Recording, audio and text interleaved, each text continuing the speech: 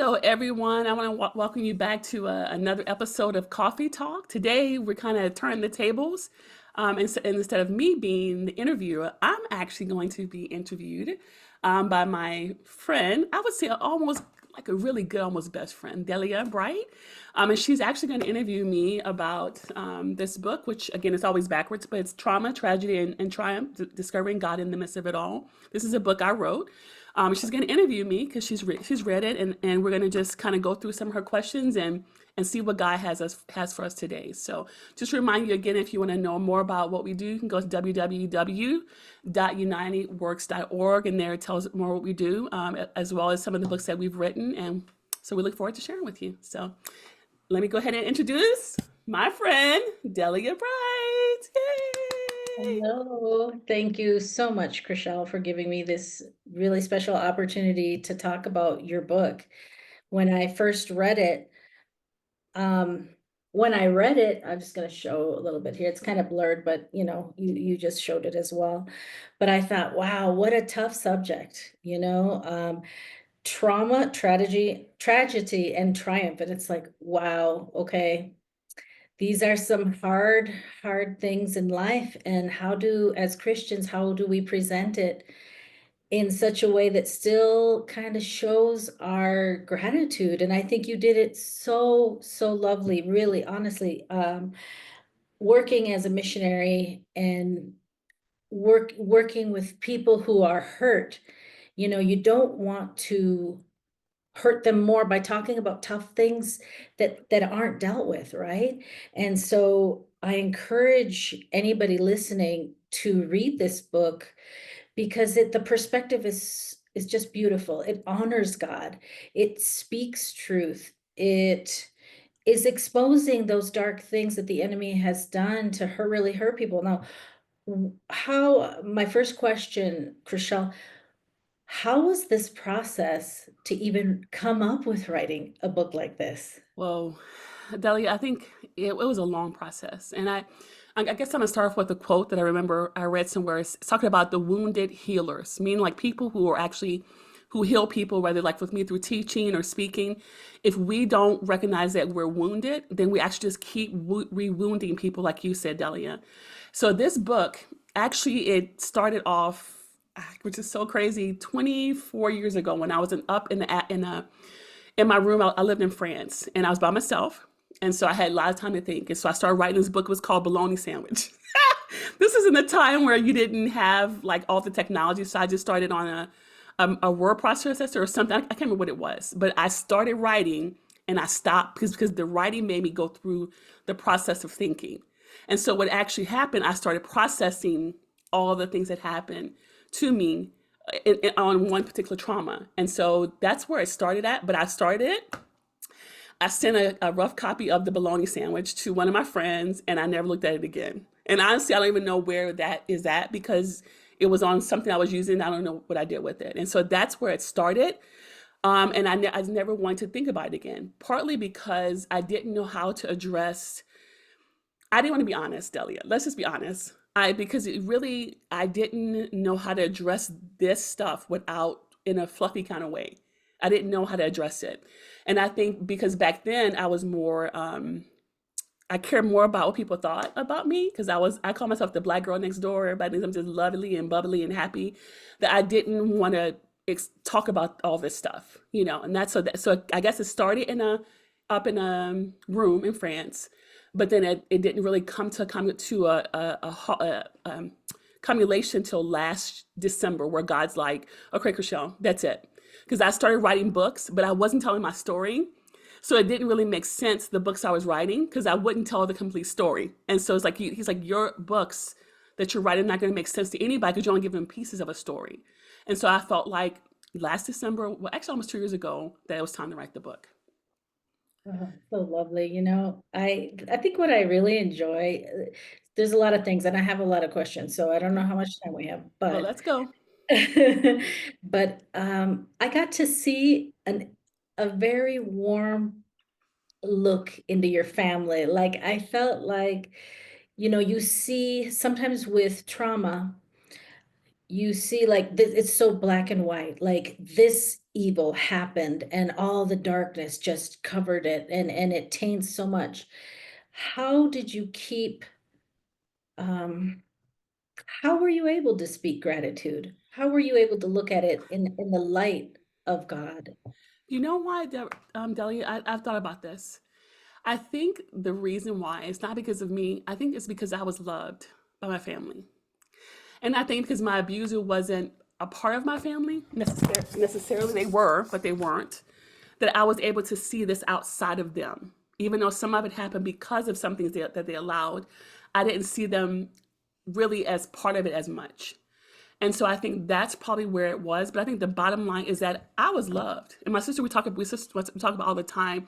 It's a consecrated, I mean, it's a complicated place of having love and having trauma at the same time. And that's why a lot of times people who are traumatized and love don't talk about it because they don't want to make the people that they love tarnish their reputations. And even one of my uncles, I won't name his name, he was like, he felt in some kind of way, he felt like this was his fault because he's like, I should have known. I should, and but this uncle was very young, so there's no way he would have known. He couldn't have done anything.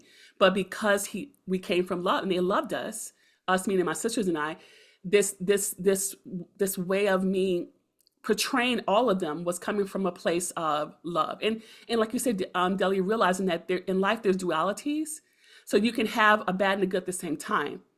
I mean, you can. But I think if you don't think that way, then you think no, it has to all be all bad. It has to be all good. But I don't see that way. I don't see that way about life in general. So I can always find something good, usually in something. Does that make sense? Wow.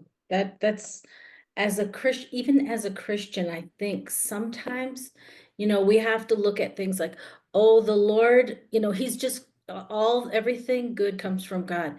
But does that mean God allowed this and why? Why, did you have that struggle within you to maybe even blame God when you were going through this?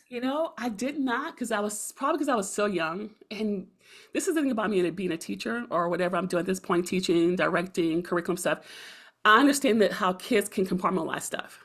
And so I think because I was able to compartmentalize because kids do that, that I didn't blame anybody until I started to blame a little bit when I was in my 20s because in the psychological kind of way, your brain kind of cements in about 28. So then all your memories really they become formed. So by then I started like putting pieces together. I'm like, well, how come this person didn't know? And well, how come that? So then I started to, I was older. I was older. So I think the answer to the question, Delia, I didn't blame anybody when I was younger. I think because again, when you're victimized, was sexually victimized, that you always think it's your fault. You just think so you don't ever think about, hey, I'm 5, or hey, I'm 6, or hey, you see yourself outside of that. So I think for me, I was more of probably more back to my grandmother, Big Mama. I was more afraid of her being hurt. I think my mama wasn't as much because my mama had a different relationship, but it was my great grandmother that I was more probably afraid of or her being hurt for some reason. Again, Delia, again, I was very young, so I don't know, but that makes I'm glad sense. you brought up Big Mama Big Mama, because she seems like such a loving care, like the love that you shared yeah. or that you express in the book is so tender, it's so sweet. But in the book, you talk about how that could even have been distorted, like it was almost an unhealthy thing when you were comparing your parents and Big Mama. Can you share a little bit about that? I think that's a major thing, Delia. And I think I would, again, when we talk about me writing this book, I would have never connected this because I can remember from the time I was about 12 or 13 how I had this abnormal obsession with Big Mama dying. Like even more than I actually told my mom is she's a great person because I told her one time I'm like I'd rather you die than Big Mama. That's how it was. My mom didn't say anything. My mom is just my mom. She's a wonderful person, and so I think the love that Big Mama gave me, I think it was unconditional. But it was extreme unconditional. And I think somewhere it became unhealthy. And I believe that if it wasn't the unhealthiness that it was, maybe at some point I would have said something about the abuse, the sexual abuse, because there's lots of traumas. I'm sure you get to all of them, so at least most of them. I probably would have said something, but I think the way she loved me, it didn't matter what I did. It didn't matter. It didn't matter if I lied.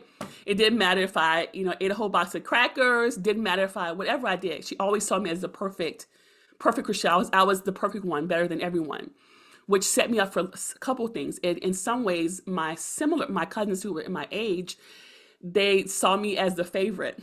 You know, you have that in families, right? So that wasn't always good, which I didn't always know that. But then it also set me up to not to realize that you shouldn't love people unconditionally without some kind of, I mean, I know through Christ we can. Let me caveat that. But when you're teaching children, you shouldn't be like, oh yeah, doesn't matter what you do. Yes, I'll love you, but there's a consequence for your love. And no matter, that's what I think. And so I think because I loved her unconditionally, I don't know what it is. I've asked my mom, I've asked my grandmother, because this is my great grandmother. So I've asked my mom, I've asked my grandmother, I've asked cousins who live with us, and all they say, oh, you're just the sweetest baby. You're so loving. You're like an angel. And that's all they said. And so when Big Mama said that, I never changed. I never stopped loving her. Even after after we found out, I told her what happened. I still loved her. I still visit her. she came to live with us later on in life. That's who I am. And so I think because I was a loving child, she took her love and poured all of it on me. But I didn't realize not everybody's like this and they shouldn't be like this. And so I guess in psychology terms, I didn't have boundaries with love, even though even I didn't have boundaries. And so I loved everybody and everything, which again, and not in a promiscuous way, but I didn't realize that everybody's not to be trusted. Everybody's not to be loved. And I don't think that was just from the abuse. I think that was made it worse. But I think it came from the way Big Mama loved me, which is not a bad thing, Delia. It's not a bad thing I was loved like that.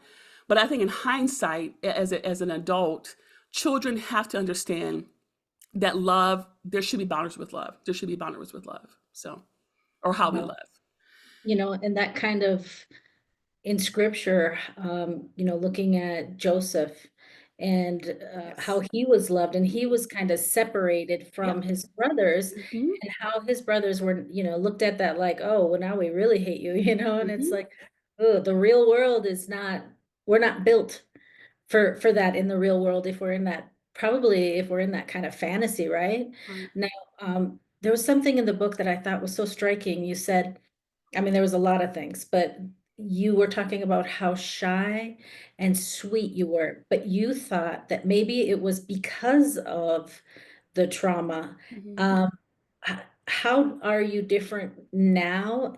And how how can a Christian be their real true self after so many years of being somebody else as a result of trauma?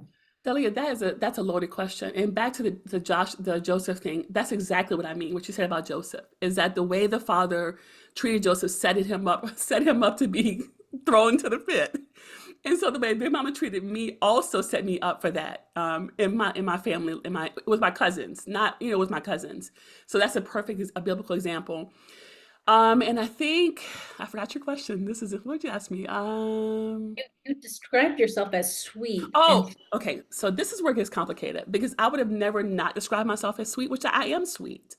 But I didn't realize, which I think I mentioned this, I didn't realize that until I left home and went to college that I wasn't shy. But I don't know why I didn't realize that because I went to a public high school, and I would walk around during lunchtime and I would talk about Jesus to people with my friends. And I was laughing with another friend today. I said I had friends who were Christian, non-Christian, white, black, everybody. And so, but that was outside of my family dynamics. In my family dynamics, I was much more introverted. And I think I'm much more quiet. I was the sweet one. I was the sweet one. And so I think that's but when I went to college, I realized even more that, hey, I'm pretty outgoing, or like whenever I went overseas for the first time, my uncles couldn't believe it. Like, Chrishell's going to Nicaragua, Chrishell's going to Morocco, Chrishell's moving to France, because they saw me as, I call myself the sweet thumb sucking niece. Because I sucked my thumb till I was 12. That was my first miracle. I asked God, and I'm not lying. That was the first time I asked God to deliver from sucking my thumb, because I would have to go. I'm getting off the track, but I would have to go into the bathroom and suck my thumb during, like, in between classes when I was 12, and that was my first miracle. That I'm like, God, I don't want to suck my thumb anymore, and I never did, and that's the truth. And I sucked my thumb, and so I think the bottom line, Delia, is that I didn't know I was mean. That's a sermon from T. Jake Sloan. He's like, I didn't know I was mean. I knew I had different personalities outside of my family, but because I was so close to my family, that was the dominant personality that I think I showed the most. Or even now, the way I am, even with you wouldn't think I was shy. I told to one of my students one time, he's like, "Shy, you?" No, I'm not, but it depends on who I'm with. And that's when I realized, which I've gotten better, that if a person's in authority, sometimes I revert back to my child mindset. And so I have to make myself get, hey, I'm 51. Hey, I have a thought. I have a voice here. I have an opinion. I have a whatever. And so I realize, again, too, it depends on who it's with. But I think, Delia, my dominant personality is still sweet, but I would be called, I guess, an introvert extrovert, where I'm not afraid talking to people, but I do like to be alone. I like to read and things like that. But I feed off people, and I have my even now my friends I have tons of them because I'm just extremely friendly and I'm always talking to people. So that makes sense. Very sweet.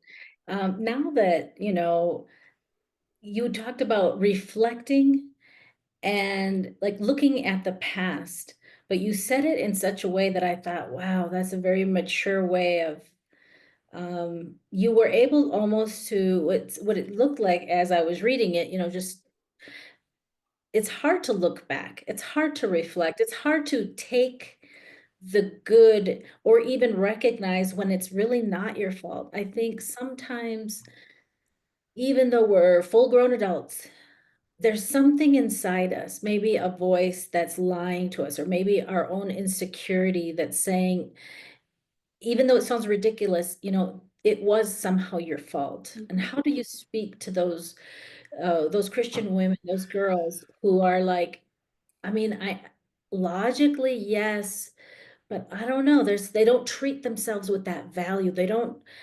Mm, I think, how do Delia, how do I speak? I think two ways.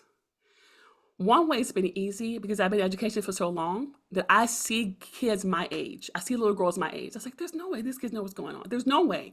So that helped me also the process.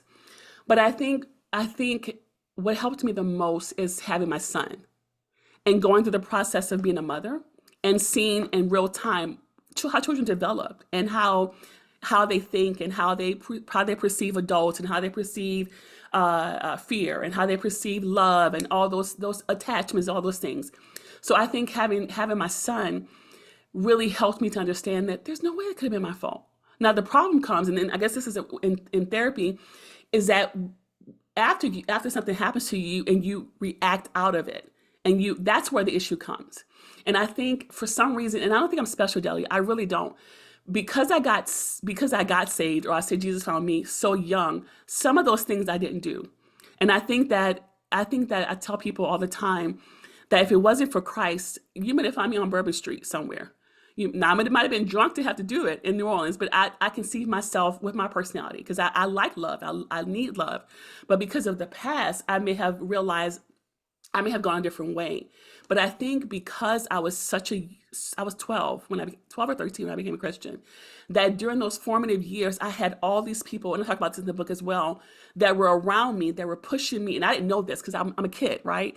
That were pushing me in this direction of Christ, and or pushing me in this way that kept me from trying the things that people do sometimes when they're abused, but also pushing, keeping back some of the guilt that I felt because of it. I probably felt more guilt as I got older, and I think the reason why is I kept noticing everybody was getting married except for me. And so I kept thinking, well, I'm not skinny enough. So then I lost weight, doing all the ways I shouldn't do. Or I'm not pretty enough, or I'm the wrong skin color, or I'm the wrong whatever it is. And so I started doing all these things, realizing, hey, these girls are uglier than me, and they're getting married. And hey, they got more than, and I'm just like, so I'm like, what is going on? And so I started becoming introspective. And I realized there's something else that's hindering me from having a real relationship. Not perfect, it's hindering me. And so I think I started thinking about it more then because I'm like, but this time I was like 27, I think. And I'm thinking, well, it didn't make sense because I always liked love. So I'm like, this didn't make sense that it was taking me so long, even though I know, Delia, there's lots of reasons, but I think for me, the main reason was that I didn't deal with the abuse, with the sexual abuse. Again, because there's like four traumas that, sexual abuse and the stuff that happened in my home and my dad disappearing, and obviously the bulimia. But the sexual abuse, I didn't deal with it. And you have to deal with, well, you should deal with that before you get married.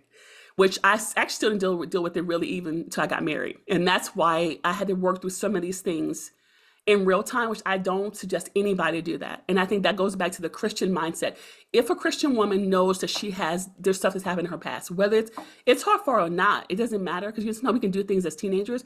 You got to work through it, because not imperfect, not being perfect, but at least letting someone know, hey, this is what has happened, and I need to process this out, because it's going to show up in a marriage. It's just going to, and definitely with kids, it's going to show up. Most of the time it's going to show up, not always. And so I think, I'm not sure if that answered your question, because I was a little bit long-winded, but No, it's beautiful. You know, you touched on the fact that there was a time in your 20s where you thought, if God doesn't answer this question, I'm going to end it. yeah.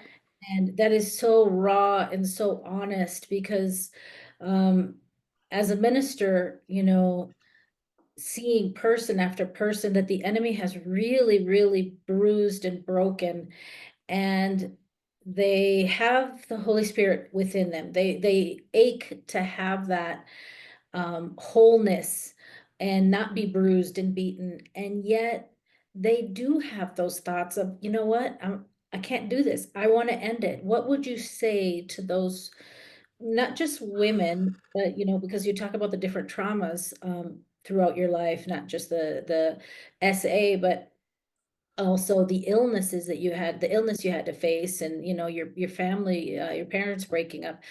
But what would you say to a person who's like, they have the Lord, they love the Lord, they want to be whole, Mm, but they feel so broken, they want to end it? yeah.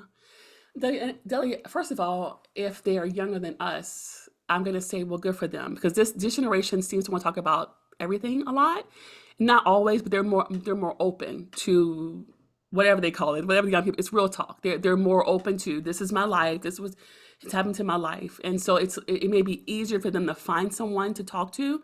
But if they're in our age, I think that's where it gets more. And I'm even older than you, where it gets more like complicated. Because again, my focus is to Christian women. It's not to women who are not Christian, because non-Christian women have it all, and they don't a lot of times don't mind talking about what they're feeling with someone else. But I think it's a Christian woman. I'm going to even narrow it down. The Pentecostal Christian woman who doesn't separate the body, soul, and the spirit, and they see it all as one.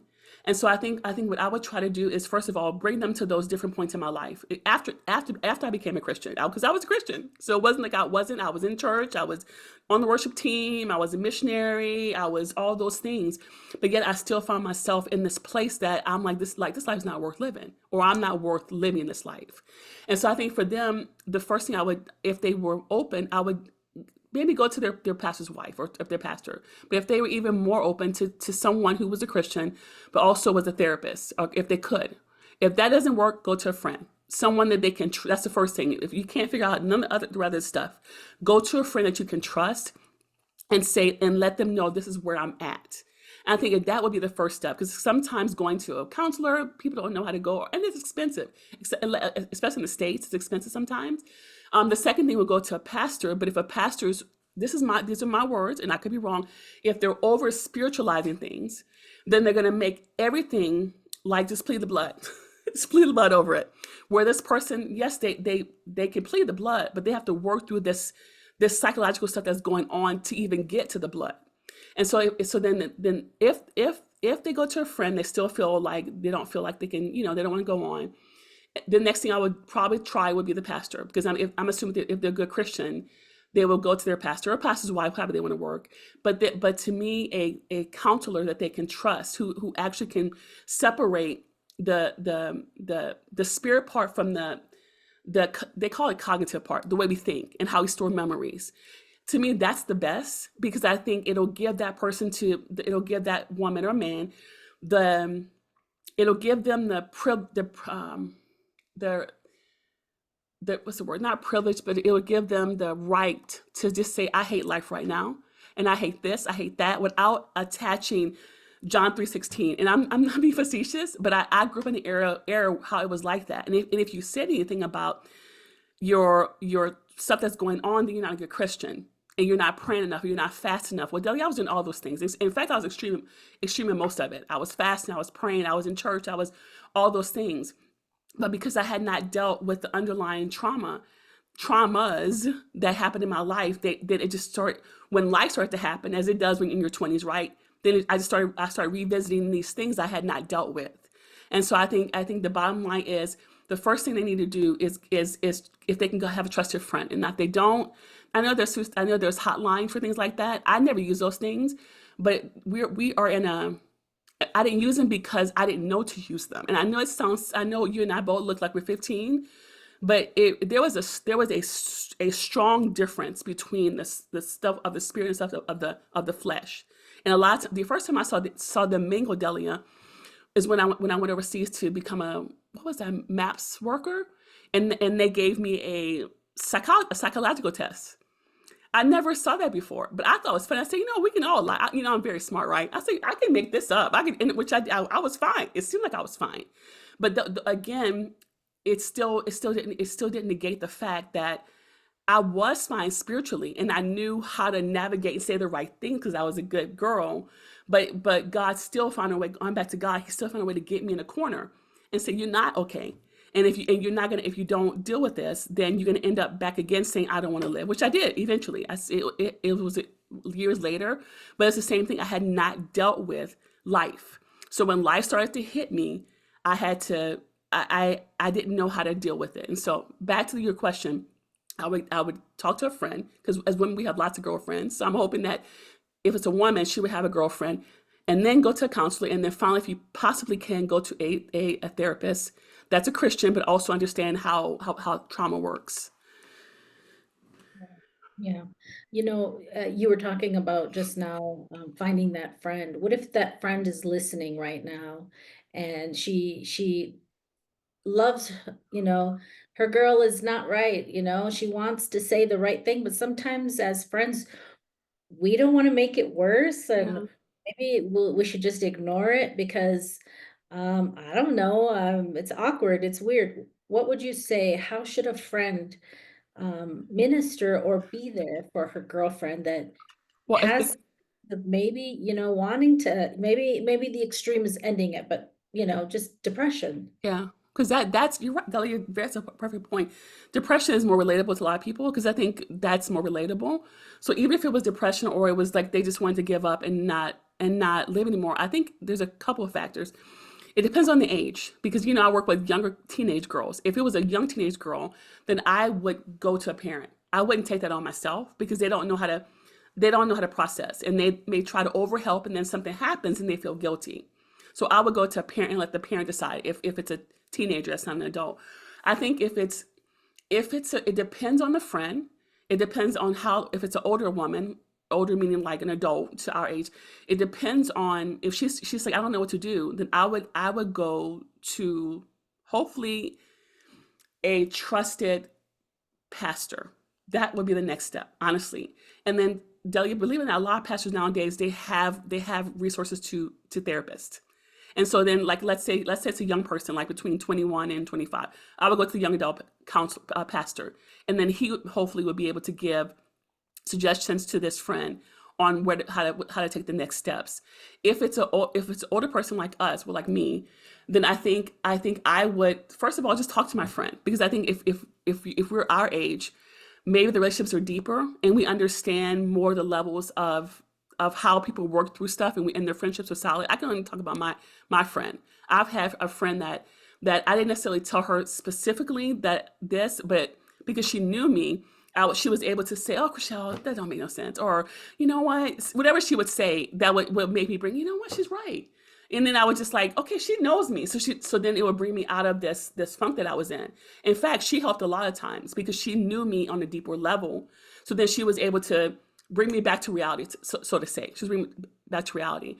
But I think if it's a friend, like if it's a friend that's not a deep friend, I would still go back to the pastor, only because I can't imagine a person would know a counselor. And maybe they would have a therapist that they knew right on, but I can't imagine that a friend, if they're a strong Christian, they're going to want to go straight to the therapist. They may want to have the pastor or the pastor's wife or whoever and talk to them first, and then they can give the next step. Does that make sense? Absolutely. Wow.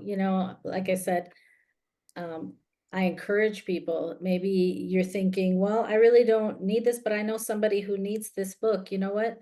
It's such a beautiful look at looking at all these hurts and traumas through gratitude. I say gratitude because there the book honors the Lord and honors the beautiful people around. You recognize that they're not perfect, and you're just kind of, you love them, and I think it's pretty neat that you love them. I guess you say unconditionally is not good, but with the love of Christ, and it honors them. I think you honor your family through this book, and you also honor the Lord through, like, trusting him in this pain. So thank you very much for being obedient to God and writing it. Welcome, Delia. And I know it'll be a blessing to a lot of people. Yeah. So thank you very much. I think that I keep going back to the same. I feel like it's a mute point, but the point is that this book was written for Christian women.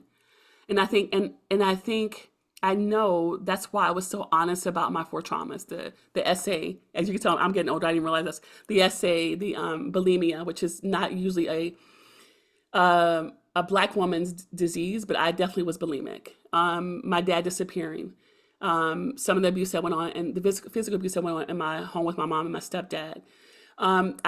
I purposely talked about those because all those things happened before I was 13. All of them. So I've actually been a Christian longer than I was in any of that stuff, right? I was been a Christian, but yet I still struggled in different aspects of my life. And I think what I was trying to show through my honesty is that you can be a wonderful speaking in tongues Pentecostal Christian and still struggle with depression if you don't deal with not just trauma, Delia, but just sometimes life can just stink. It just can, and that's okay. It doesn't mean that we're not a Christian. I was telling one of my friends that for some reason we feel like as Christians, mostly it seems like Pentecostal ones, that we have to be angelic. We have to be supernatural. Well, that makes no sense because God gave us the ability to take care of this earth, and in this earth we have a body. So in this earth, that means that the things that has happened to us may affect us at a different point, but it doesn't mean that Christ is not there, or it doesn't mean that he doesn't give a door for us to come back to healing, which he did for me several times. Now I didn't always take the door, Delia, but he kept pushing it back in my face, like, okay, I want you to be healed, or I want you to be whole, and I want you. You can't be whole, and if you don't work through whatever it is that you went through. And so I think what I realized is that everybody doesn't have to tell their story. Because I had a friend tell me one time, she read my book. She's like, man, you were so honest. I'm like, why would I not be? I'm 51 years old at this point. I'm like, everybody's either dead or they don't care, or and the people I talked about, I still was very loving and honest, about who they were. So why would I not want to take my journey and help some 19-year-old girl who's just now starting the journey and who's now realizing that it's not how beautiful you are, even though beauty is great. It's not how smart you are, even though being smart is wonderful. It really is about taking the steps, like a little bite by bite, and holding the hand of God and holding the hand of the people that he's put around us to walk us through what they call a sin-filled world and some of the things that has happened in this world. And so my goal, Delia, and I really, really pray that as a person reads this book, that they can see themselves, because I've had so many traumas, I guess, that they can see themselves at least one of them, and that this is not a book about essay, because it's not. It's a book about how it's all entwined together, and I believe that we are holistic and that everything kind of goes together. Even though we don't know how to explain it and we don't know why this affects this and that affects this and this and this and this, but it does. And even if we say it doesn't, if a person really looks at their life, they can see how these things all intertwine. So I'm hoping from the youngest girl who's maybe 19 or 18, reading it to the old woman who's 75 years old, and they just not realize, hey, man, why am I in it? And they're still just not realizing that they have struggled with these things, not realizing that there is a God who says it's okay to cry. It's okay not to like yourself or those around you, but there's a hope in Christ, and there's a hope through healing in therapy. I believe, I never would have thought I would say this because I didn't know about therapy, but I believe with the right Christian counselor, even more sometimes than and I know you're a pastor's Delia, but even sometimes more than a pastor, because the pastor's job really is a spiritual part. But the counselor, a good Christian therapist, is for the spiritual and also the physical, the flesh. So I think a great Christian counselor helps to navigate these in the best way. So if I could say anything, if a person's going through something and they don't know how to get to the next step, if they could get to a good Christian counselor, for me, I won't name her name, but I can remember when I went to her. She was like, she really helped me to put the pieces that I didn't know because I wasn't into psychology. That's not my background. My background is education.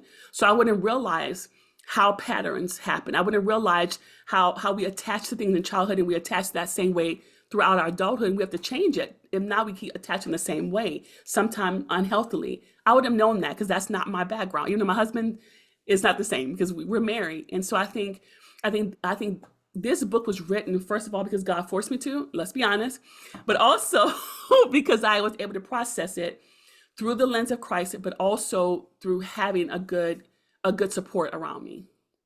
Yeah, it's so true. The life is complicated. We're intricately made. The older I get, I feel like, and I've heard this whole thing about the onion and you're peeling away. And I see that more now, and the older I get, is that you're just peeling away things maybe sometimes I'm relearning, like, yeah, I gotta forgive again. I gotta keep that that heart willing to forgive, or willing to, pray for my enemies, or willing to bless those who have hurt me.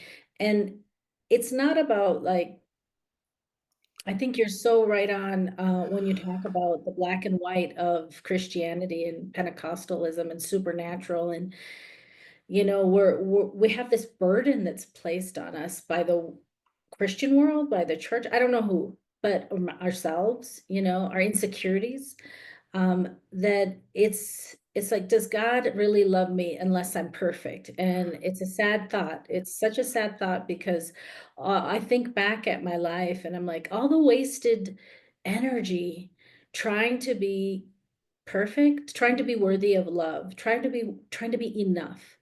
And your book talks about, yeah, these are my beautiful people. These are my people. And you know what? I love them and they're not I do, perfect. no, And God is good amongst all of it. And so that's really neat. That's really neat. Della, you're a really great interviewer because it really wraps up to I wondered, even though I guess I did it in a loving way, I still wonder if I was hurting someone. And so I definitely made sure that my mother in particular, that she read it because some of her stories in here, and once she said it was okay, I knew it was okay because there's no one else. But then after that, other people in my family read it, and they all still affirmed like they felt validated, they felt loved, they loved how I brought my family into it, showing the complexity. Like we're from Louisiana, we like to eat, we like to have fun, we like to do all these things, and that's exactly what I showed. And we love each other. And so I think keeping true to that, and I know Delia, I know it's not everybody's story. I really do know that. The fact, actually, the truth, I was going to bring it down. My grandmother, so it's my great grandmother who passed away 5 years ago, which is so crazy, from COVID. And then my grandmother's still alive, and so my grandmother had a copy of I guess the verdict from the judge. And so I actually have a copy of the verdict saying that this person, so and so, was accused of this. He said that was true, and then we thank you for your testimonies. And I know that's what I was telling you. I know that's not normal. I know that so many victims don't have that, but I have it. I have the actual letter from, it was called Harry Connick Jr. Courthouse in New Orleans. I have it, a copy of it, 1988. That is when it happened. And so I'm like, okay, there's no way God's gonna give me all these people who loved me, all these people who rooted for me not to say I root for you, sister. I'm coming back to get you because you may not have the same story. You may not have this people behind you saying, "Okay, let's fight for you." You may not have, but I had that. I had that from my whole tribe, And so it's like so, and I think also, Delia, that's probably why I was able to go so long with not having a big issue because nobody said you're lying. You're not lying. Nobody's ever said that. Now nobody ever, Delia, never. And so that gave me also the strength to keep moving. And so I think it's God has commissioned me. However, He wants to. I will speak. I will sing. I can do a lot of things to say it's okay. You may feel this, but God is still good. You may think this, but He's still good. In the process, here's some support. Here's what you can do until you get to the next level, because you will. Because I'm 51, thank God. And I've had my ups and downs, and I still do. That's life, right?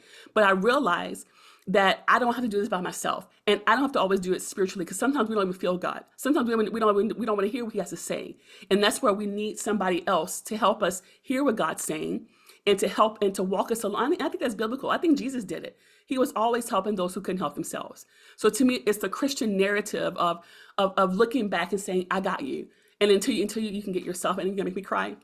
And I think that's where I'm at in my life, where I got you on a lot of levels. And even this doctor's degree that I got done finally last year, it's like it's God's way of saying, okay, now you're done. Help somebody else to say, if you want to do this journey, so can you.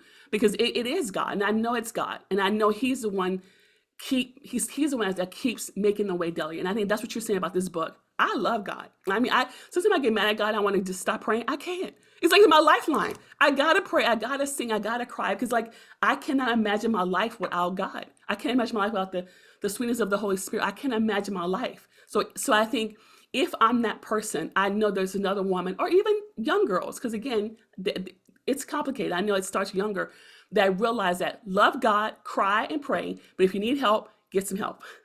So Thank you very much. you're welcome, Delia. So if you, I want to again thank Delia as a.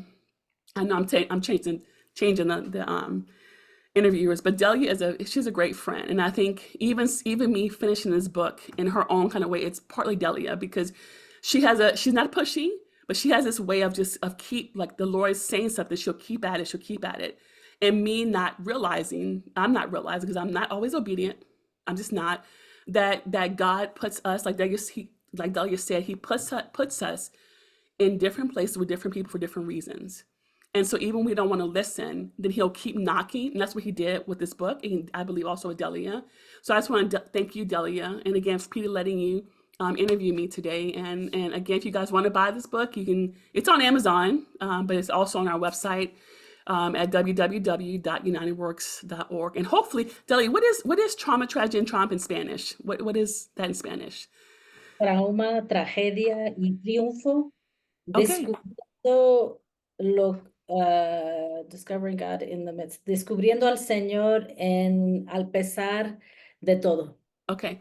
So hopefully this will be coming out in Spanish. I'm not gonna promise anything, but hopefully it'll be coming soon, because I think it's needed. And I would love to do it in Arabic. I think big. Spanish, French, Arabic, because I think one thing us women have in common is that we go through. And I think but God loves women, and Jesus loves women. And so I believe that this book is about God showing us that He loves us, and that even when we don't feel lovable, that He's still there. So thank you, Delia, for sitting with me today and listen to me jabber. Thank you, Delia. We'll see you Thank guys you. next time.